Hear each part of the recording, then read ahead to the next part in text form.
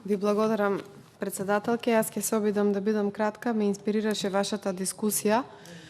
И тоа што би сакала да го нагласам е дека еве и овде ќе се повториме повторно со таа познатата изрека на Маргарет Тачер: ако сакате нешто да биде кажано, побарајте маж, ако сакате нешто да биде направено, побарајте жена.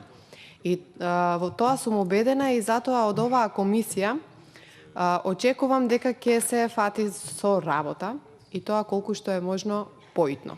Она што би сакала да го нагласам дека го очекувам е тоа што сметам дека ние подитно мораме да почнеме да мапираме закони во чие што измена е потребно да реагираме од родов аспект и тоа колку што е можно побрзо.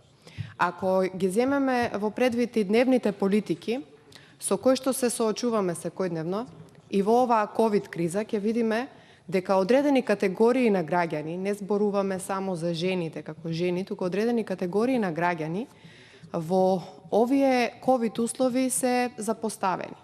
Значи, ако земеме да го разгледуваме буџетот и разгледуваме мерките на државата која што ги предвидува во врска со ковид кризата, еве да речеме, повторно родово сензитивно не е гледано.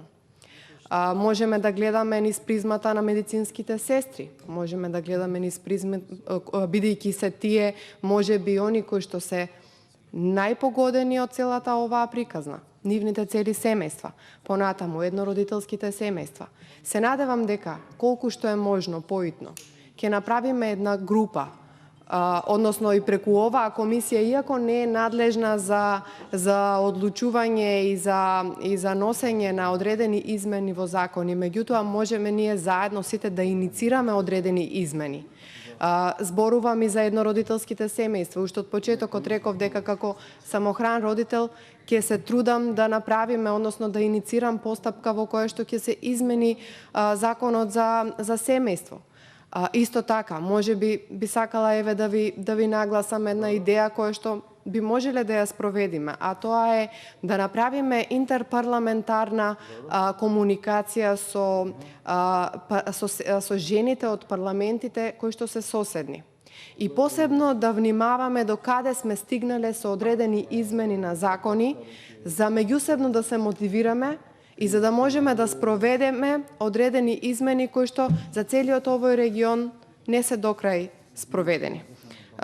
Значи, исто така би сакала да отпочнам уште една тема која што сметам дека за нашиот престоен период би требало да ни биде приоритет, а тоа е булингот на жените во социјалните мрежи.